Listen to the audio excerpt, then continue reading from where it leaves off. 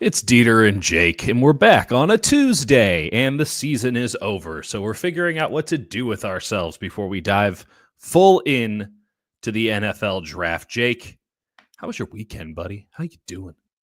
It was great.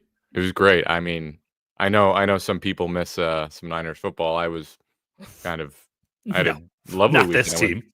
I went shopping. Oh, With, okay. did some Christmas shopping. Yeah, Got a beer in the middle of the afternoon on a Sunday. marvelous. That was pretty delightful.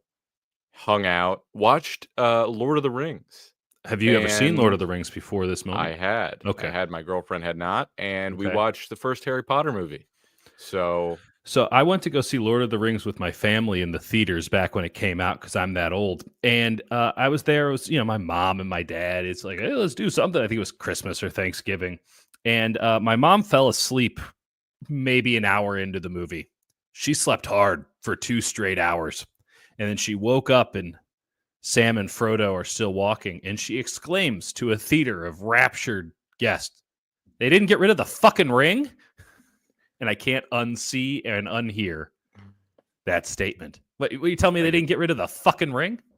it's funny because it's like a 3 hour movie, maybe 3.5, and then Part of 3 movies, right? and you Or also maybe even have to 4. watch the extended version of one of them.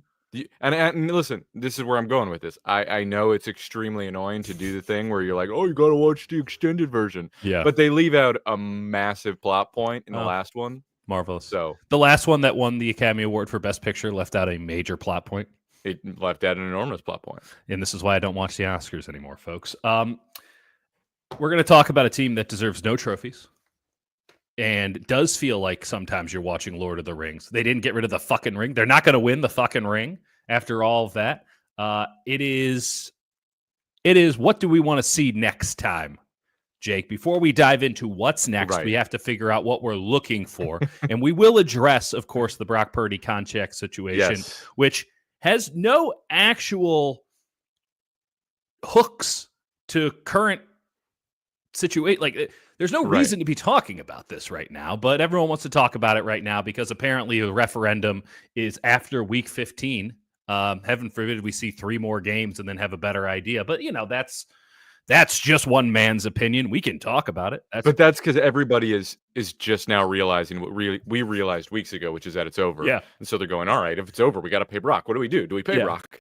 Yeah. Well, luckily we have both thought this one through well before today, and we can address that situation in due time. But Jake, before we do that, I want to go through. We're all putting together our wish lists. We're all hoping to see some stuff under the tree or next to a menorah. I don't really know how that works. Also, Kwanzaa, I don't think is a real thing. Just full stop. Sorry. I grew up on the south side of Chicago. Like, I didn't know anyone who celebrated Kwanzaa. Seems fake to me.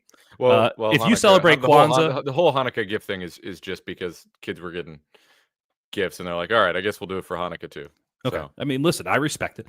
I'm just saying, if anyone, not even if you celebrate Kwanzaa, but if anyone celebrates Kwanzaa, let us know in the comments section. Because legitimately, the entire internet, I'm not sure anyone does because I've never run across anybody in my real life who celebrates Kwanzaa.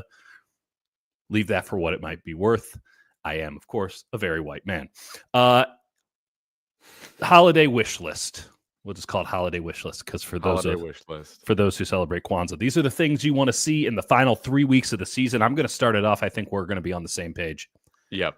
I want to see Slick Rick play X receiver. I just did a little charting, Jake. I went into the old all 22, and I thought to myself, man, felt like Ricky was open a lot, but I don't really know if Ricky was open a lot. Let me just hop down and let me just chart out every one of Ricky Pearsall's routes, and thank goodness we have the technology to make that relatively easy. 22 routes run, Jake. I was being conservative when I was padding this up. He was open 18 out of 22 times. 4 times, so wide open, the fact that the ball didn't go to him was malpractice. He was twice very tightly covered. That's a fair thing. So, and then 2 times he had to block. That was the entire point of his route, was to block. Yeah. 18 out of 22. That sumbitch be open. Throw him the football. This goes back to the tape breakdown we did weeks ago where people were panicking about Ricky, and I was like, there's nothing to panic about, and if there is something, we'll let you know. And now, and he finally got the ball, and everyone's like, wait, why aren't we throwing him the ball? I mean, legitimately, I went on Larry's stream on Saturday because of Thursday Night Football, and he's like, I don't think I think he's a bust. I'm telling you this right now. In the hypothetical stock market world that we exist in, I will buy all of your Ricky Pearsall stock. I'll buy every single share of it. You want to sell it? Give it to me. I'm going to hoard it, and I'm going to be so goddamn rich. I'm just going to rub it in your faces. I'm going to be one of those like mean rich guys. That's how rich I'm going to be when this Ricky Pearsall stock hits, Jake. I imagine you feel the same way. Yeah, I tried to get him in a dynasty league, so that's how I feel about him, because I was like, I can get him for real cheap, but couldn't get him. Tried to really make a should move, have done but that. In I should retrospect, have done it. I can still do it. Still do it in the off season. I But think yeah, I think I'm you with need to push. I think you need to push, Jake. He's a stud. I mean, we'll see it. We'll see, how it pans out in this offense and how they end up using him. But he's snapping off on routes. The one he snapped off against Akella Witherspoon, the top of that. To be fair, against Akella Witherspoon is an operative word. Who had a good day for Akella Witherspoon standards, no question. He was playing physical. Seeing what he could get away with. Totally. Can we also note, I mean, this is neither here nor there, but it should have been PI on the interception that ended the game on Thursday. It was blatant illegal contact downfield. I'm cool with letting them play, like I am, but and maybe that game in particular is not a great example because Brock was throwing it into such tight coverage the entire game. It's impossible to discern what's sort of hand fighting and what's not. But whomever, I can't remember the gentleman on the Rams who got the interception, full forearm shiver to Darius Williams. Hell of a play if you can get away with it. If you can play that way, you should do it every single time. Seattle Seahawks, Legion of Boom. That was blatant PI. Absolutely blatant PI. Ricky is clearly... shout out Cam's dad real quick. Shout out. Ricky is clearly talented to anyone with eyes. Just want to shout that out. I haven't seen anything that makes me dispute what I saw with my own eyes in training camp, or actually what I heard. Nothing will make me unhear Leonard Hankerson, wide receivers coach, yelling out, "God damn!" at the top of his lungs after he broke off a route just during a drill. Just like they were giggling with glee off of this guy. And now you see it. I thought the Rams game might have been his finest performance of the year. He was working them boys. I remember asking safeties coach Daniel Bullocks about him because I was like, so, do you notice this guy out there? Sometimes you get, he's looking good. And Daniel Bullocks is like, he has a presence. He is making my life very difficult right now. You feel him out there. No question. For a rookie. So, yeah. It's clear. I think the Rams game, after a game where they couldn't get the offense going in Green Bay, they had the game against the Bills that was in the snow. Like, can we have, a real game here? That's not the Chicago Bears. Right. And then you play the Rams, and he looked fantastic. They're funneling it through Juwan Jennings, and they're looking at him, even though Juwan's a really good receiver. He's not an X receiver. Well, that's what I'm getting at, Jake. Like, let Juwan do what Juwan does. I think you need to be, maybe this is a subsection of gift A here that I'm looking for. Like, let's get some more 11 personnel in our lives. I don't need to see Kyle Juszczyk again. Just shake his hand, say, hey, I don't want you to get injured before you hit free agency. Best of luck to you, my friend. Hell of a service term for us, and we're going to move on, but we don't have a tight end. We can put Saubert back there, or maybe try, Tonjes as an H-back sort of a thing, the way they did with Charlie Warner at times last year, and Atlanta's apparently still doing with him. But, let's go to 11 personnel. Let's spread out this offense a little bit for Brock Purdy. This is something I think they wanted to do in the preseason, but really weren't allowed to do. And this is totally a guess because of the lack of preparation time that they appreciably had. So let's get a more 11 personnel. And that means, hey, let's put Juwan Jennings back at the flanker spot where he was before, where he has been so exceptional. Because when I'm watching the tape of that Rams game, I'm seeing Kyle doing a whole lot to get Juwan Jennings off the line of scrimmage, trying to get him a little bit of cushion, a little bit of free release just to get open. And It barely works. It sacrifices everything. You're funneling the ball to Debo early. You're sacrificing good open looks to wide receivers who are open. You're doing all this extra shit to get Juwan Jennings a little bit of cushion at the line of scrimmage. I got an idea. Just play 11 personnel, have Jennings on the field all the time, and play him at flanker, where you never have to worry about this. I'm with you. I think they should absolutely be using Ricky as an X. At the very least, he should be the second receiver. If you're going to still use. Well, I was saying at the start of the season, I thought they would use Ricky as the Z, and he did a lot of Z in the last game. Honestly, they were doing so much trying to get JJ clean looks off the line that it was very difficult to discern who was the X and who was the Z. And that's pretty typical, but this one felt more extreme. There's a lot of interchangeability with it. For me, I don't care where you put him. Just look his way. He's not the first look on almost any throw. That's right. There was the one that they actually completed it to. I think he was the only primary read. Yes. I think that of all of his routes, I think that was the only one he was the primary read. On the interception, he was like an obvious check down option on the same side. And Kittle was open on the opposite side there. I mean, the two big plays, there's 3 plays that stand out to me with Ricky, plays where the ball came his way. There might have been one more, but he had, of course, the catch. It was a nice catch. Clearly the primary read on that one. He gets open. Brock's looking his way right down the seam. Money ball, legitimately. The other one is, of course, the missed touchdown where he has the angle, he has the leverage on a post route, and Brock just gives him a little pigeon. It's not even, Brock both. It was a bad throw. Everything else was perfect. Throw. It was like obviously it didn't have the zip on it, whatever, but it was just in the wrong direction. Totally. Like he was misaligned. Like he should have. There's a ref standing between the hashes that he should have been throwing it at. And he just pulled Pearsall out of it. And I think Brock at that point realized that he can't throw the same ball that he could have before the shoulder. And this is when I was going through these things. I texted you. Like, he's never had the deep ball, but he doesn't miss those throws that often. He doesn't miss it in that manner. So then I think back to one of the final plays of the game. In fact, I think it was the penultimate play of the game where it was the deep out to Pearsall, and Brock put too much anticipation on the throw and threw it out to the sidelines as Pearsall, who was never even contacted by anybody, is breaking out, runs a totally normal, perfect route. But Brock overthrows him by 5 yards because he thought it was going to flutter more than it did. So now he's compensating off of, I underthrew him the last time and the direction wasn't there. I thought it would have me.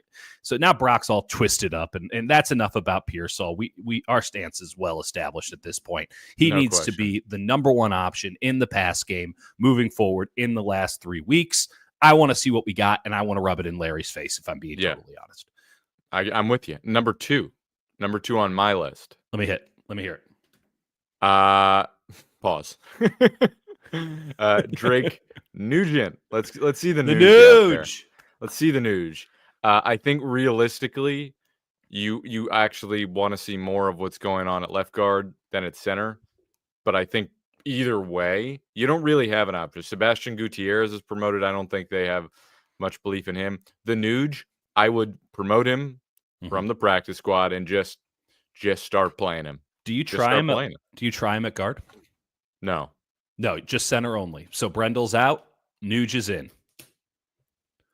Yeah, that's the thing. It's like I don't think they will do that.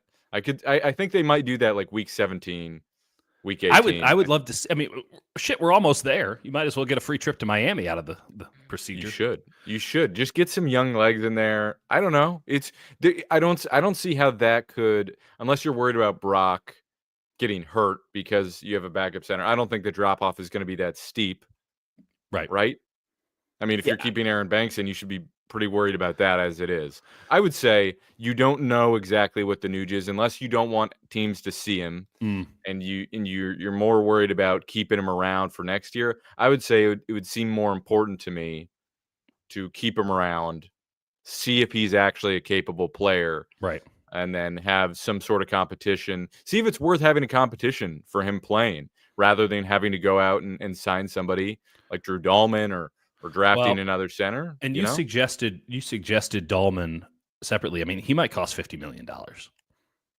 Correct. Is that something that's reasonable or amenable to the San Francisco 49ers right now? Yeah, you can do Okay. it. Okay. They can always Is make he that that good? How plenty of about money that? work. Is he He's that very good? good. Okay. He's very good. We can look at that. Can be an I off-season mean, yeah, I'm tape not project for looking him. I'm not looking into to Drew Jallman today. We got enough going on. I got to figure out just how open Ricky Pearsall is in the here and now. Let me give you first off, I wouldn't be opposed to trying him at guard just for shits and grins, Sure.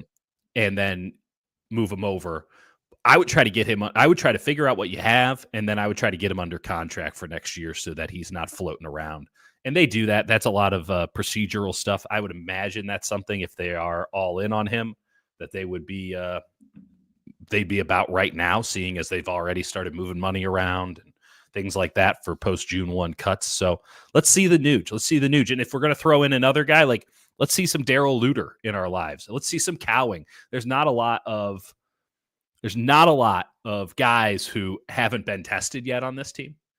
Like with the nature of the injuries, who are these young players we'd like to see more of? We're really scraping bottom of the barrel here with Cowing. That's where we're at. That's and where the we're at in the Nuge, season. and like, let's see Daryl Luter, a sentence that no one has ever uttered in the Yeah, history I'd of like to mankind. see him over Isaac Yadam down the stretch. Let's see what he's got. They hyped him up quite a bit. Yeah. You know, That's the Nuge. Larry's going to be all over him next year. Apparently, we have it. And by the way, Strawberry. Oh yeah, right. Isn't he on IR? Yeah, all the more reason to see him. No, I'm kidding. I that's how forgotten he has been. So don't see Luter because he might be on IR. We'll check the tape. When Daryl Luter goes on IR, it doesn't register. He is on IR. That's good to know. Correct. Okay. Yep. We're a Which buttoned they up just, pod. by the way, they just waived Ambry Thomas. I saw that. They waited Which 16 weeks. They didn't have to do for any reason, and it's funny because I saw Nick Corte, who's the compensatory pick guy for over the cap. Yeah. And he was like, I don't understand why they would do that. They could get a compensatory pick, and we're like, come on. Could they now? Are they really? Could they now? Are they really? The NFL's like, come on now. Come on. 1-888. Get serious now. Why did they waive him? Probably to say, all right, whatever, you're healthy. Fuck you. We don't really, get out of here. We're not going to keep you around anyway. But let me go back to my if you wish would list. be factored in, which he would have. It's a little weird. Yeah. Okay, let me go back to my wish list. Let's see Isaac Garendo get the full CMC playbook here. I like him as a pass catcher. I like the possibilities there. I don't feel like Kyle threw caution to the wind in that game against the Rams and trusted Garendo enough to operate the CMC playbook. I'm not saying he can. I'd just like to find out. I'd like him to be bumped out into the X receiver spot. I'd like him in some motion. I'd like him moving around. I want to do the full versatile running back thing that they only do with 23 in the backfield. Do it with 31 in the backfield because you might be surprised. And worst case scenario, who cares? He had a route in this game where he stemmed out. He sort of turned his back and just snapped off over the middle, and it would have been a minimum of a 5-yard gain, and then Purdy threw it a yard behind him, and he had to make a diving catch in the opposite direction. But I knew he had some receiving chops. That was way more impressive than I was expecting. It's more than Deebo Samuel's done all year, and he's bigger. So, which is, they're neck and neck on that one. So I'd like to see Isaac Garendo get the full CMC playbook for the final 3 games. Why the hell not? Can I throw one more? I already said this. I said this on the Thursday night stream. I want one fake punt. That's it. Yes. Just one. Yes. I want to see Kyle Shanahan. And it can be the most obvious. I just want to see him try one time to do something that isn't inherently conservative. None of this conflict. Oh, we're going to put the linebackers in. If I see this, then I'll do this, and then I'll see that. First half is script, second half is players. If you wonder why perhaps the 49ers have failed time and time again in the second half, when you have sort of a egomaniac, or at least is it a megalomaniac? Somebody who is very impressed. All of the above. Yeah, by their own intelligence. And they script it up. And I mean, the level of script on these plays that Kyle calls is so detailed. Like, you've seen the video where he'll go up to a referee and say he's about to be held. Like that level of X equals Y equals Z. when you don't have that in the second half, when you're not told every single thing that you can and should do, you don't have the freedom and you don't have the confidence to operate just sort of in the space. You're not allowed to play ball. Everything is scripted. You're not allowed to play ball. Kyle Shanahan needs to reestablish a level of frivolity to this organization because he's withering on the vine right now. I kind of love it. Well, I don't. I'm afraid for the man's own health. But well, just real quick, Pat O'Donnell kind of looks like a Jimmy Garoppolo cousin. So absolutely I feel like could. this is absolutely in character. As long as it's not outside the numbers. Real quick, want to address this. I disagree, Camzat. I don't think Cowan will be gone after year 2. Think about how long Ronnie Bell stuck around. I have a hard time given that logic that Jacob Cowan will suddenly be gone, given that they need every young, manageable contract that they have for anyone who's even theoretically half decent, and he catches punts. He'll stick around. I'm with you. At the same time, there is something weird happening there. Yeah, they're not putting him out there. I'm not impressed. So I just want to see Kyle say, "Hey, we got nothing to lose. We got nothing to gain. Fuck it. Let's fake a punt one time, just one time. Why the hell not?" Yeah. I also had a different. This is my third. What we want to see. Mm-hmm. So I had a different one. It was going to be defense. It was going to be simulated overloaded pressures. Basically, what are those? Basically, copy the game plans that have been thrown against your offense and start overloading one side with simulated pressures and play a lot of press man coverage attached to it. I want to. I was going to say that. What I want to say after this discussion, I want to see a Brock Purdy pooch punt. Could it come in Miami, which is going to be his best game? The Brock Purdy pooch punt.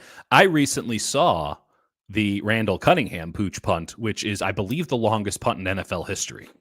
I think it's a 98-yard punt. Have you ever seen this? Can we get a Doug Flutie?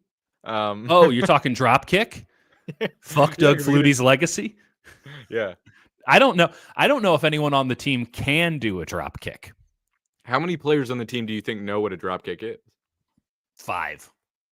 That's the number that came to my head. I bet, and I bet they all know it from the Doug Flutie highlight video. So how many 100%. guys are on YouTube? And fuck that, they're not even looking on YouTube. How many of them are on Instagram and have some sort of NFL throwback account that they follow or have algorithmically sent their way? Because that's the only way. It's somebody's ripping off NFL films and putting it on Instagram. That's the only way that these guys know what that is.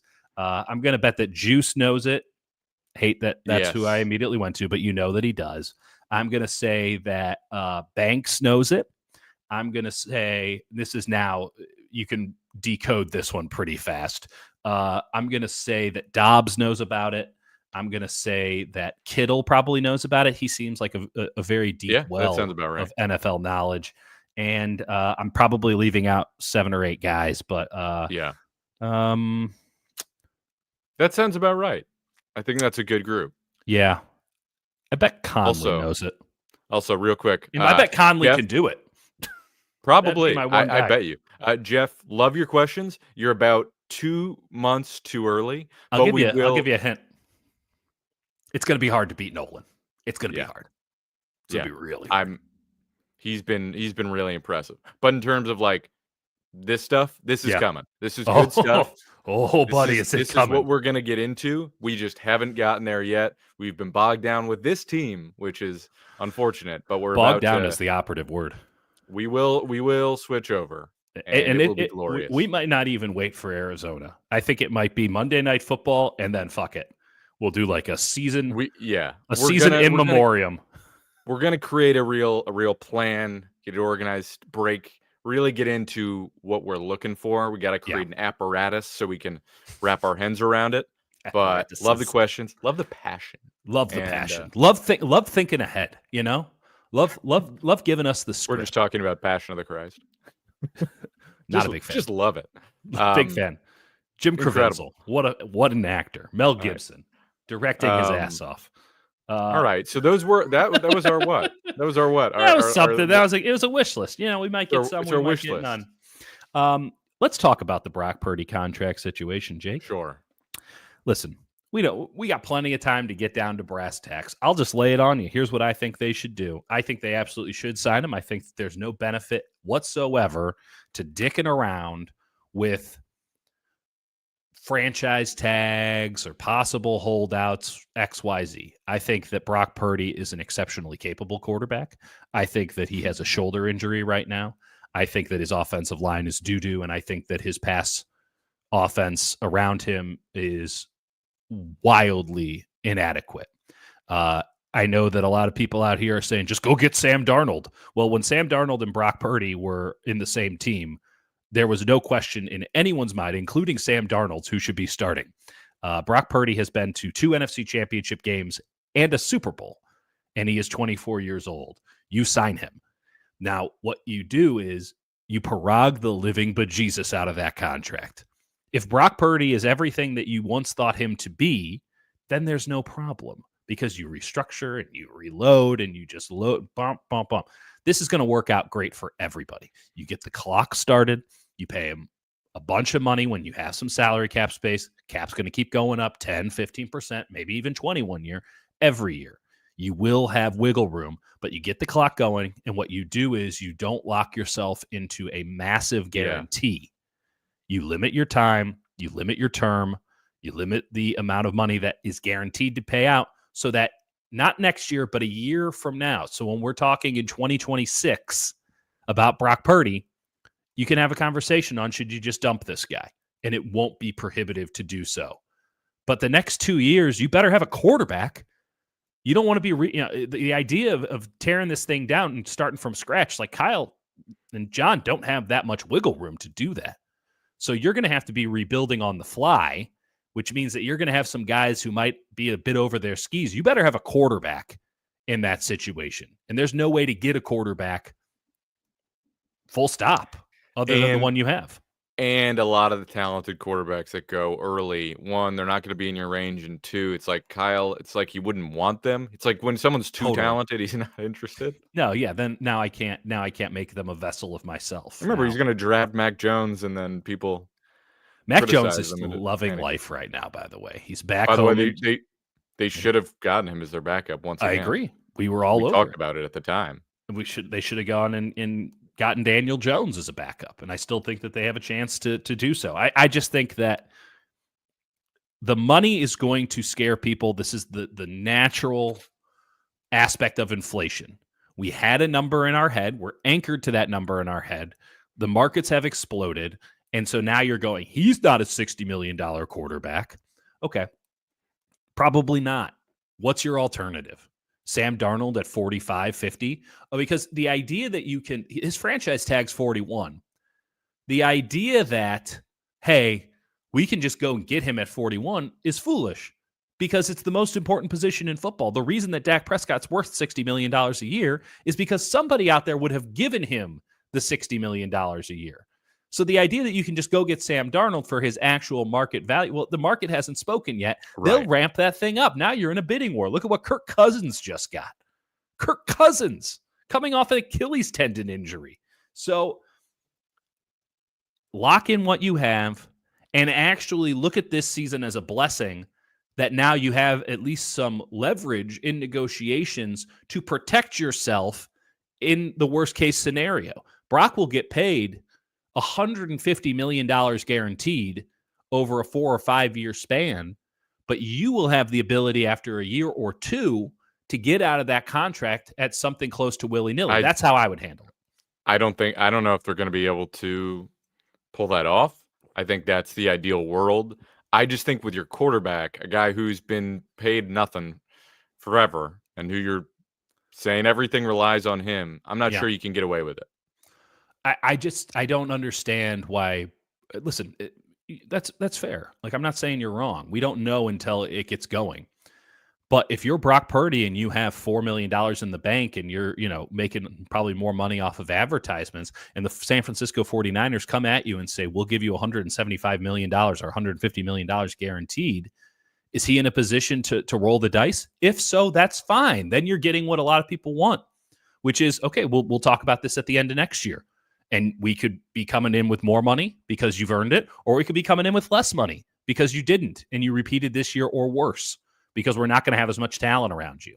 Or we can both look at the situation and say, hey, you're not a market-setting quarterback, and we can make this work for everybody. It is funny that every quarterback is like, I reset the market. I reset the market. Whoever it is, if they're at least Dak Prescott had 10 years, right?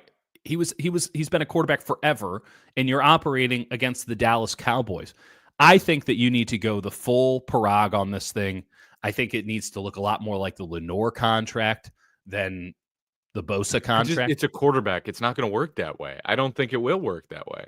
Then what's the downside of pushing it that way? There's no downside to pushing it. You should absolutely go for it. And you need to walk away if that's not where it goes. I don't know if they'll have the courage to do that. We'll see. Okay, well that's on them, because if they're going to, you think about how they've negotiated in the past. They've pushed, and they've lost and lost and lost and lost. Right? Like you need to have the conviction to walk away if Brock Purdy turns down what is truly your best offer, because you maintain the leverage, right? You maintain it. Oh, well, we're worried about it being toxic or this and that. It will be fine, right? Like, you have to believe in the character of Brock Purdy.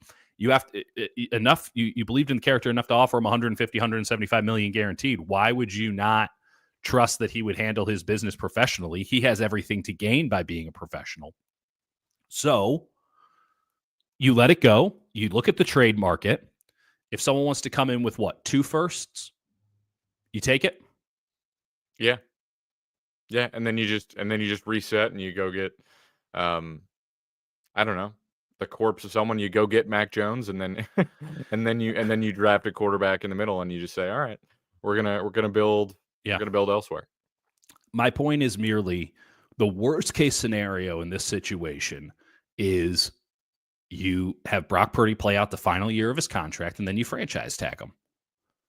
And Brock knows that. He knows that that's on there, that they will franchise tag him once, twice, 3 times a quarterback. They won't, though. Why won't they? They're afraid of the franchise tag. They hate it. They do every year. Then they deserve all the bad things that are about to happen to them. Absolutely. I'm not disagreeing. I think they should be more prone to using it, but they just don't. They should have done it with BA, and they didn't. I'm telling you, I agree with JAM1. I don't think that anyone's trading 2 firsts for Brock Purdy because they would have to pay him. This is the Kuminga thing all over again. No, I agree. No one's doing that. Now, if someone offers it, you take it. I think that's the only thing that we're putting out there. If someone offers 1, I don't think you take it, because you're probably going to have to use a first-round pick on a quarterback in the next couple of years then anyway. And you might have a very high pick because you don't have a fucking quarterback. So you go to Brock and you say, we are willing to buy out the final year of your contract. We paid you like $1.3 million. We are going to guarantee a lot of it up front. We're going to pay it out early. We're going to give you the high AAV. You can tell everybody. You can go to the quarterback meeting and tell everybody that you're the highest paid quarterback. But much like Diamador Lenore, who, hey, I'm the highest paid nickel in the history of the NFL. History of the NFL. $92 million, whatever. In reality, it's like a 1.5-year contract. Like, there's nothing there. You have to put in parameters that save yourself. And if the 49ers are too afraid to do that, I don't think they're afraid to do that. Well, I don't think they're afraid to do that. I just don't think Brock's going to go for it. I don't think him and his agent will go for that. Now, we'll see how it gets negotiated, but I just think if you're a quarterback and you're like the guy, you're Brock Purdy, you're saying, all right, you have to give me 55 to 60. That's what the market is, and you got to guarantee 2/3 of that. And sure, you can have outs in year 4 or 5, but the first 3, I'm locked in. I just think that's and if I'm him, you're not playing next year at all. Okay. Until you get that money. I would completely hold out if I was him. I don't think that holding out is going to help his cause at all. Or you do the thing you hold in and you go and you practice, but you're like, I'm not gonna play week 1 if we don't get this done. Burrow kind of did that. If I recall, he had an appreciable injury, no? He had the calf come up, I think, during the Wow. negotiation. I'm It was before just last year. okay. How about this? 3 years, all guaranteed at, let's call it 50. No. 3,150. No? What about 3,165? I think he'll want 55. I just gave it to you. That's, yeah. 3 years, $55 million a year, all guaranteed. Is that a good deal for the 49ers? And then years 4 and 5 are just... No, I'm literally talking 3 years. 3-year contract. All they guaranteed. Wouldn't want to... They don't like that level of... Oh, I know. I've seen their void years, I know. Jake. They're I know. ridiculous. But I don't hate that. Would the Niners offer? Probably not, because it's not really a win. You're not getting any flexibility down the road. You're not buying in, because when you do these contracts, you want to have some late term flexibility where you say, all right, we can, in year 4 or 5, we get back a lot of this leverage, and we can move this guy for something. We can renegotiate this deal. I think they would say, all right, if we're doing that, we're getting years 4 and 5 basically on our own terms. So I don't think they would structure a deal that way. Especially given, I think my major concern with Brock is he doesn't have the elite arm talent, right? Is it a major concern to commit to a guy for 3 or longer if he doesn't have that arm talent and he's had injuries? And one of them is a freak injury, but you have to ask the question. It's an injury, yeah. I wouldn't. I would set the limit. I would put the limit probably a lot lower than Brock would want it. And I think we just play it out that way. But I think there has to be an upper threshold. But then you end up to the thing that we talked about, where they're late in the summer or whatever, and it's uncomfortable. The thing we said they need. Here's another thing that they can do, because it's just put a deadline on it. We will not talk about this after training camp starts. Full stop. Here's the offer. Here's the deadline. We want you to be our quarterback. Here we go. And if you don't, that's your prerogative, man. No harm. No. You're under contract. No harm. No foul. Just saying. Just saying. I think that they need to learn some lessons from the last negotiations. And if Brock wants to make it all, if he wants to make a whole thing, I don't think that's, one, in his character, and 2, I don't think it's in his best interest. Yeah. But if he wants to go about it that way, so be it. Fair.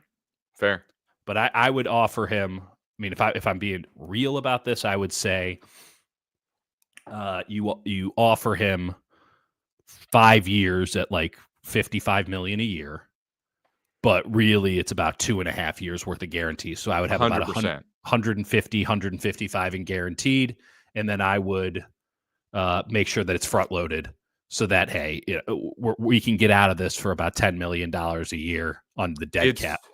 It's both front loaded and back loaded. Yeah. But maybe there's some void years, and there's a void year or 2 in there. But I would get out of it so that you can easily cut him 2 years from now. Yeah. Or maybe not easily 2 years from now, but certainly easy 3 years from now. Yeah, I'm with you. I think this leads into sort of a bigger picture question, and we asked last episode for people to submit questions. Yeah. I think we only got one, but y'all suck. But this guy didn't.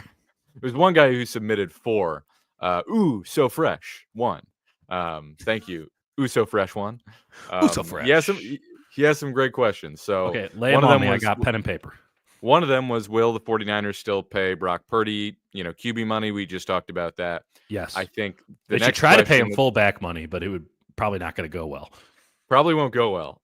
No, his fourth question, because I think fans want him to get paid wide receiver money because they still think that's quarterback money, and guess what? That's now corner money, and now wide receiver money is more. Listen, we're all reeling. Inflation, it really hit us all. We all got confused. No shame. So one of his questions was, can the 49ers realistically fix this in one offseason, or is this a long-term climb back to real Super Bowl contention? That's a great one. We'll get to that. Two, and then I'll just mention his others, and then we can talk. Wonderful. One, what are the priority position groups to scout/target in the draft? Will there be an opportunity to add starting caliber free agents with all the upcoming contracts? Okay. Let's go with realistically fix in 1 year. Yes. And that has they'll have to nail it, which is probably a bridge too far to concede. But what are you competing against? That matters just as much. Like, legitimately, look at the NFC West. Who's supposed to win this fucking thing? The Rams? It's gonna be the Rams. It's gonna be the Rams. The Niners are not that much worse than the Rams. They are worse, but they're not that much worse than the Rams. Both of their games have been egregious performances of football for both sides. Seattle, I love a lot of what Seattle's doing, but like, as long as Geno Smith is their quarterback, I can't be overly concerned about the Seattle Seahawks. They get a good quarterback. Hey, they wanted to give 2 first-round picks for Brock Purdy. Now I'm concerned about the Seahawks. Not that trade would ever happen. The Cardinals, guess what's happening with the Cardinals, Jake? Come on down. You can get rid of Cliff Kingsbury, but you still have a Oompa Loompa quarterback who can't get through the second half of a season because he's got hits on him. And every year, like clockwork, Kyler Murray falls apart in the second half of the year. I'm starting to think it's an overall trend in his game. That's who you're competing with in the West. The Lions are going to be appreciably worse next year. And by the way, it's already happening. They're getting their 49ers 24 out of the way right now. Their bodies are collapsing. It's unbelievable. It's like really, like, I've been on the Packers since preseason. I've never felt better about it. Eagles, go right ahead. Go right ahead. Please, I beg of you, consider the Vibes Eagles. Aren't weird at all over there with the quarterback and the wide receiver hating each other and then doing a little dance. Yep, 100%. Just what a great operation. No way that regime collapses at all. Jalen Carter laughing at Nick Sirianni. Well, Nick Sirianni, like, you've joked that Big Dom is actually the head coach of the Eagles. Like, no better evidence that he's actually the head coach of the Philadelphia Eagles than this past one. I will say, as our friend Ian points out, Green Bay is pretty flippin' awesome. They're only going to get better. That's one team. I think that if we're just laying it out today, which of course is not how it actually works, we're going to see what Michael Penix has for us coming up this weekend. Maybe you throw the Falcons in there next year. But ultimately, the Vikings are 11-2 with Sam Darnold as their quarterback. I love a lot of what they're doing. Brian Flores might actually get another head coaching job, which is a terrible decision, but someone's going to maybe make it. The Vikings are not going to have as much turnover luck last year. Like, they're a rock solid team. They're in it. Detroit will still be a solid team next year. We can pick out a team that's going to come on up, but like, the West is totally gettable no matter what you do. You could half-ass this offseason and you're still in it in the West because you're just not as injured year over year. And you have some appreciation of the young assets that you currently have. The NFC overall, I think there's only one team that I don't think, if you have a great offseason, you can't get over the top on, and that's Green Bay. That's it. And Green Bay is a chaotic, like, they live and die by Jordan Love. Respects, and yeah. And I don't care what I see. Like, I don't trust that guy. There are times he look in the same game, you'll see the greatest quarterback you've ever seen and the worst quarterback you've ever seen. And it's the same guy. He's a blast. He has Brett Favre on one shoulder and prime Aaron Rodgers on the other, and they're just constantly fighting it out. Having the worst dialogue of all time. just going through his the two worst people ever.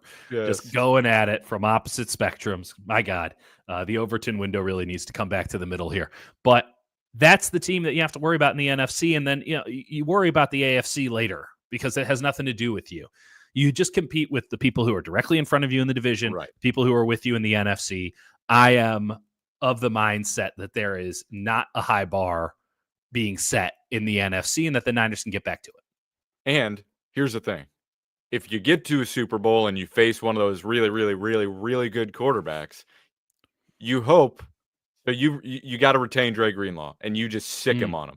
You just say, Dre, you go murder them, go commit a war crime. That would require this team to play man-to-man defense, which is apparently something they're completely unwilling to do. It's a quarterback spy but it's different where It's the not even a explicit defense. That's called a hitman. yeah, that's what you hope if you get to the Super Bowl. Okay. Yeah, That's got to I'm be a with you. priority, right? To answer the second question, one of the Yeah. priorities is bring back Dre Greenlaw and figure it out from there. But you need I, two great linebackers on this team. I think when you go to the offseason, so let's just go moves that I'm thinking of. Mm-hmm. Purdy, extend Purdy. Yep. I think you retain Dre Greenlaw. If it comes between him and Hufanga, obviously Greenlaw. No question. You would ideally like to get Hufanga back for anything like at most $3 million, right? That might seem I have high. no idea what his market's going to be. He's I have such no an idea either. idiosyncratic player. I have no idea either. But I will say, but will you? Jake's Wi-Fi sucks, and he refused to get a long enough cable cord to actually handle it. So let me go through. What were you going to say there, Jake, before you went off into the interstellar void? I think since it's been raining here, my Wi-Fi has just that doesn't make any goddamn sense. That doesn't make I have any gig sense. Internet. Yeah. I have gig internet. It's great. Oh, evidently. It was great. Evidently. It was great. What I was going to say, Greenlaw, bring him back. You maybe try and bring Hufanga back for cheap, whatever. You cut Debo, you cut Hargrave, you cut Juice. All three of them out the door. Then if you have one guy you go after in free agency, it is Drew Dahlman. If it's too steep, then whatever, you try and bring someone else for cheap, or you draft. Last, you draft. You got That's such a good joke. It's tough. Sorry. Huff should leave the club on. I think it makes him a better player. Mega Man. Did you? Oh wait, by the way, in this game, and we will do a separate film segment on Dre Greenlaw. Yeah, unreal. At one point in this game, Dre Greenlaw gets up from a hit. It's the second one in a row on Kyren Williams, and he headbutts Talanoa Hufanga very hard. Yeah, and Hufanga is both reeling and also into it. He's like, hell I love that. Whenever you can be the far more energetic player than Talanoa Hufanga, that's crazy. That's insane. The Talanoa Hufanga is like, whoa, let's tone it down there a little bit there, buddy. That's insane. Dahlman, the center. Yeah. Okay. Going into the draft. Hold on. Cali forever has this. Two high-paid linebackers. Some teams don't prioritize linebackers at all. This team has to.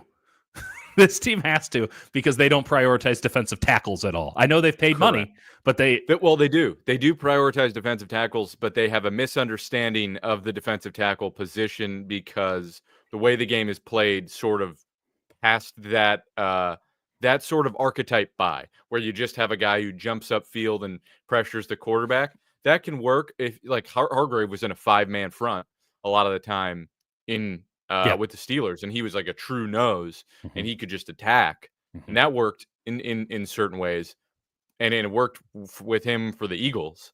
But they don't have that sort of front, and they don't have guys who can just hold up and two gap, so they need that. Don't even need to put words on that. He's not getting it will be. We'll see. Okay. So now here we go into the draft. First two rounds, defensive line, offensive line. There are no other options. You could figure out which way you want to go. Defensive line, offensive line. I want an offensive tackle that you can put in at guard day one, move him over to tackle at some point. I want a defensive end, preferably, but I'll also take an impact tackle 3 technique. Yep. Everything else, toss it in. There's a bunch of positions they can go with. You need to come away with 2 day one starters at those positions. You need a left guard. You need at least a 3 technique, if not an opposite defensive end, opposite Bosa. I think with Gross, Matos, and Floyd, you're probably okay. I don't love it, but you got to prioritize something. You can do worse. You still have Okuanu coming back. You've got a little bit of options. I want to go back to an older comment earlier in the stream. This goes back to the move they made to keep Ambry Thomas on IR, and then they waived him. They lost Jarrett Kingston to do that move. You know who they also, instead of Jarrett Kingston, you know who the Rams starting center is? It's Bo Limmer. out of Arkansas, who they drafted Jarrett Kingston over him, and now he's a starting center for the Rams. So that was an option, and I did ask, and I know that you'll say this is revisionist history.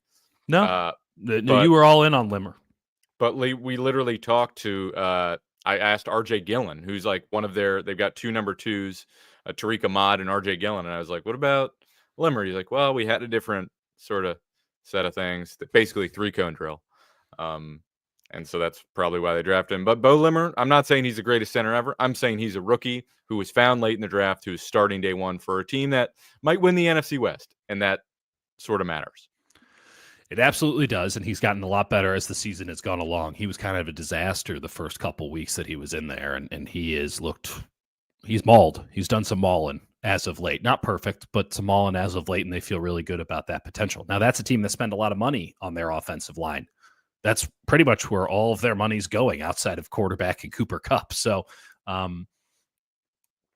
we can get into it. Like I wasn't a big Zach Frazier guy coming out of the draft. Neither was I. We often align like that. I did love Graham Barton. You loved Graham Barton. Everyone loved Graham Barton. And we knew Graham Barton wasn't a realistic possibility because he was so clearly the number one guy. Apparently Bordellini's playing pretty good for the Colts. Yeah, that was your guy first and foremost. I hitchhiked along on that one. There were some good centers in this draft. I'll say this draft at very surface level, an outstanding defensive line draft, and I think a really, really good offensive line draft. It is in particular a bad quarterback and wide receiver draft outside of the very early options. It will probably be just enough really good wide receivers early. McMillan, I believe is his last name. The Arizona kid is. Oh, yeah. Whew, yeah. Whew, he's good. Luther Burden is an in-between possibility. He is a boomer That's your bust. son. That's your son. Well, he is a true son, but it's not to say that I'm not sure. I'm not sure I'd be in on it. I think also, by the way, I'll toss this out. If Burden is sitting there, he might be in the range for the Niners. That's not a bad Debo replacement. I don't think that's the way they should go, but I'm saying it's something we need to talk about as a possibility. I would go deeper. I think there's a lot of players in college football that have a lot of similarities to Debo Samuel these days. I'd push it. I'd hold off on that and roll the dice on a later round pick. But it might be such an easy 1-for-1 with a yak bro, slot guy that now you got something. It's not bad. Yeah, that'll be interesting to see how they sort of handle that. I think they'll probably go D-line. I think you just need to find a defensive tackle who's strong enough, physical enough to actually hold up in both areas. Like if Walter Nolan is there, you run. Yeah. You run to the table. No question. And then I think you can use your mid-round strategy for offensive line, but you need to take multiple swings, and at least one of them has to be minimum third round or higher, and you need a tackle. I will say this, as of right now, I think it would be foolhardy unless the Niners have a very specific, unless it's like Nolan. I think it would be foolhardy for the 49ers to draft where they stand in the first round. If I'm the Niners, I am trying to load up on second round and third round picks because you need a lot of top 100 bodies. And if I can get 2 instead of 1, that's what I'm doing. I'm going full Patriots and I'm trading down and probably getting out of the first round altogether so that I can get a couple. I can get a guy in the second and another guy in the third for that first rounder. So unless it is just, you got to do it, you got to do it, you got to do it. Yeah.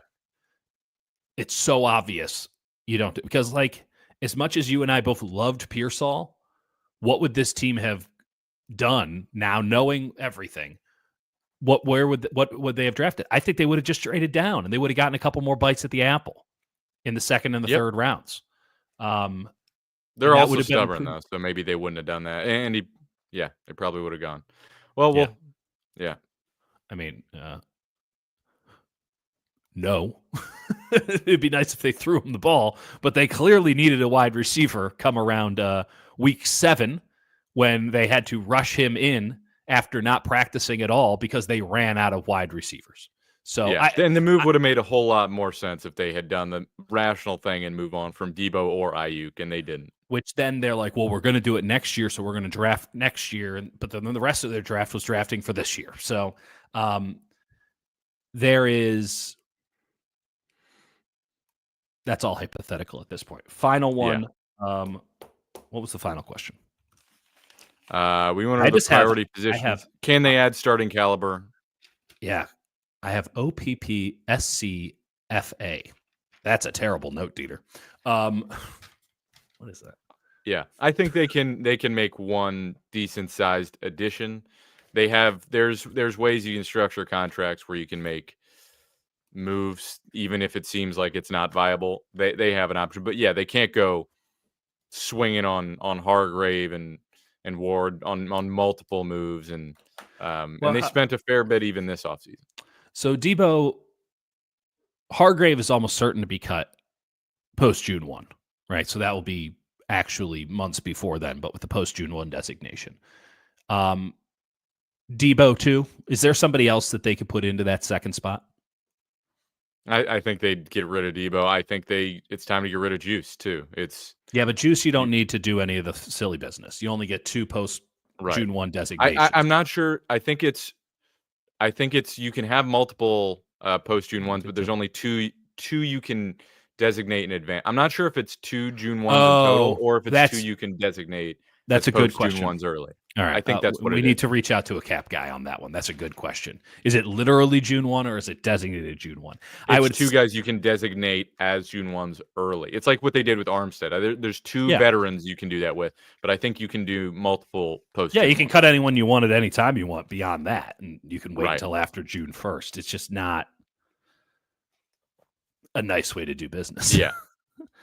And if you were to say to somebody, hey, we're going to cut you after June 1st, but we're going to keep you on the roster until then, pretty sure the NFLPA would have something to say about that. With all their power. Well, right. They can make your life a lot more difficult than it needs to be. It's true. So, well, what else? Do we have anything we want to? Well, we're gonna do a breakdown of Greenlaw and maybe even Brock's shoulder. We're gonna get some tape there. I don't need to give us all 23 Ricky Pearsall snaps. One was of course, a Hail Mary, but I don't think we need to do that video again, even though it would probably kill. Did you catch any of the Dolphins over the weekend? I did not. I did not catch a single snap of the Dolphins. I was busy. Having fun. I was too busy living life, having a panic attack, reading a book about space, which is, as folks, that's my number one fear is the space. Really, the sun exploding? The sun exploding. That's very well. You wouldn't feel it. It'd just be over. That's reassuring. And on that note, that's very Kyle Shanahan of you. Yeah. We're all going to die. Maybe we'll see you Sunday. Maybe we won't. We will do another one of these on Friday. Check out the Jake's Film Room breakdown that's going to go up at some point, either Wednesday or Thursday. And then we will have a post-game stream on Sunday. My goodness. Where does the time go? We'll have Greenlaw tape for you. We'll have the pregame preview, postgame. And that's right. Thank you, Woodpit, for being on my side. I appreciate all you fine sick folks. And I took a look at some numbers recently, Jake, and we don't do this on principle. Y'all know how YouTube works. You don't have to subscribe if you don't want to. But if you saw this and you've made it this far, you've hung out an hour with us. I know that some of you hang out with us for an hour, week in, week out, and you don't subscribe. So you should do that and make your life easier. It doesn't cost you anything. And, it does somewhat help the channel. I'm not sure how. But let's find out on the other side, and let's find out together. What do you say? Okay. Appreciate that. We'll talk to you all later. Bye. Thank you, folks.